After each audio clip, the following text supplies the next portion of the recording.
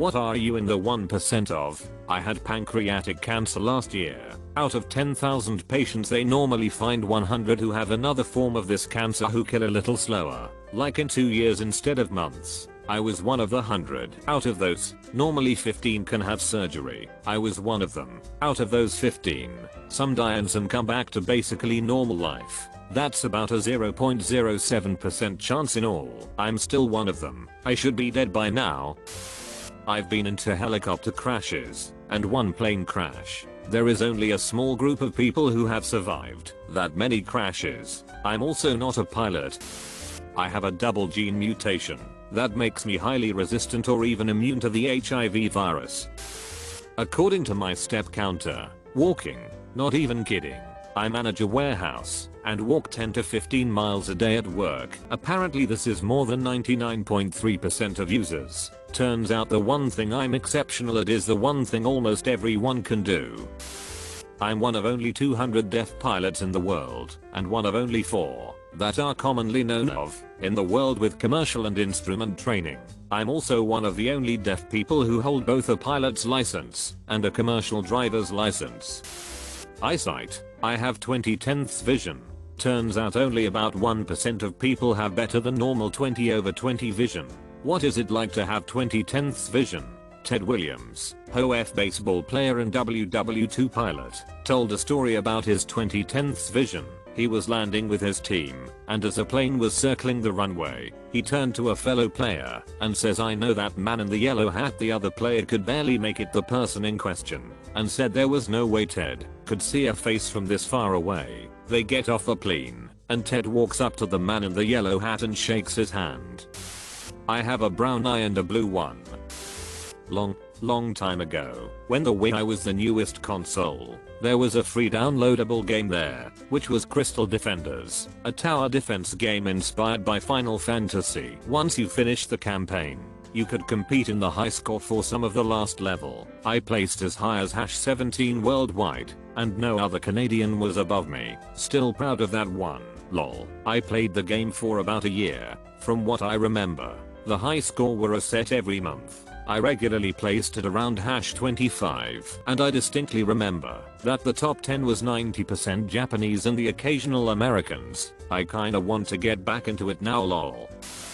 I can make my eyes shake, voluntary nystagmus, and I can wiggle my ears. It was a lot more impressive when I was 7.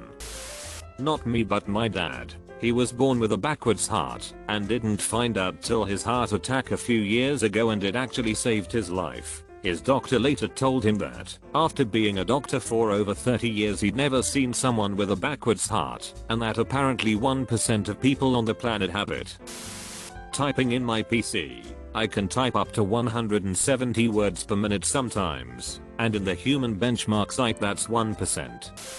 Survival. I fell 12 meters out of a window when I was about 2 years old. I've also been hit by a car that was traveling over 80 kilometers per hour. I've had 2 near drownings. I was also held hostage at gunpoint for over 3 hours. All if these things happened before my 14th birthday.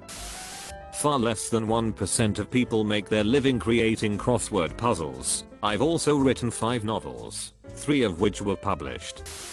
I fall asleep in 5 to 10 minutes after my head hits the pillow, mostly around the 5-minute mark.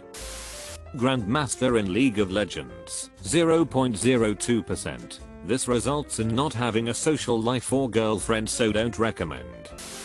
Only 2% of pregnant women experience 2 miscarriages in a row. Only 1% of women experience 3 miscarriages in a row. I have had 5 miscarriages in a row and I fully hate any type of statistics now. Statistics used to make me feel safe. Now I just know how easy it is to be on the wrong side of them. I'm naturally ambidextrous. Apparently that's something only 1% of people naturally are. I can use both right and left hands ably for any task. For example, I often switch which hand I write with, based on how I'm sitting. It's worth noting natural ambidexterity is not the same as learned or acquired ambidexterity. For example, left-handed people often have to use things designed for right-handed people, but otherwise are left-handed. Tenor voices. I'm a professional opera singer, and have also performed in a rock band, a state champion collegiate a cappella group, Have been on international television as a soloist. Was paid to sing High Mass at St. Peter's Basilica in the Vatican in front of the cardinals. And was just on stage with Sir Mix-a-Lot. I have A blood type. Less than 1% of the world's population have it. I'm sure I'm in the 1% of wedding attendance. I started as a wedding DJ when I was 18. For several years, I was doing 40 to 50 weddings a year.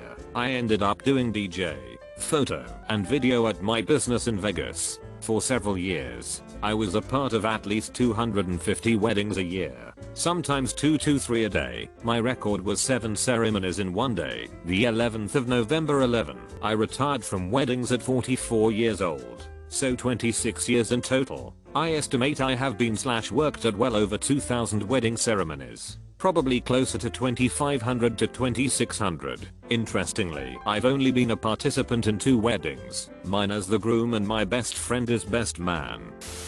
Infertile people. The people who can't have children after a year of trying. For whom no treatment works. Have no diagnosis to explain why, and end up the 1% of the 1%, and move on to surrogacy or gestational carrier. I fell off a 100-foot cliff, and landed headfirst on rocks, broke my neck and back, smashed up a lot of my body, had to travel about a mile, to find help immediately after the fall. Doctors said I caused more damage by trying to walk for help, but would have bled out if I stayed where I fell. 15 months later, I'm powerlifting and ran a half marathon. Should not be alive, much less be able to walk. And if you're wondering how I did it, camping on a mountain. Found a spot to lay down and observe the stars. Had to pee. Stepped into woods. Lost my footing. Geronimo. Injuries. Head was scalped. Huge piece of flesh was just hanging off my head. Must have been a sight to the folks whose door I knocked on in the middle of the night for help. Neck was broken and had to wear an immobilizing neck brace for many months 24/7. As they were concerned surgery may cause more damage. Initially I had a loss of sensation in my hands. Multiple vertebrae were broken. One had broken into over a dozen pieces. The neurosurgeon figures that impact my body folded in half, causing that one to essentially explode. I had to have spinal fusion and relearn how to walk after. Multiple ribs broken. Recovery. At first I essentially lived in one of those geriatric chairs that lift you up to stand. I could barely get around with a walker. Sitting on the toilet was the most excruciating thing.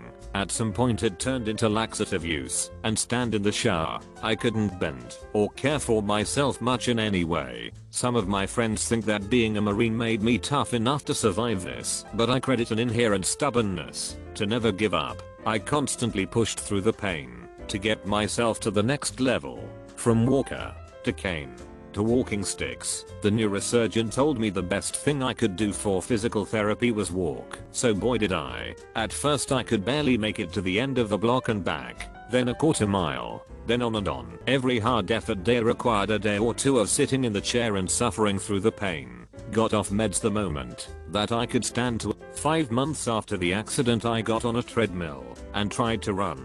The impacts were excruciating, but I kept coming back for more and more. At 10 months I was able to race in a 5K on Memorial Day in honor of a fallen veteran.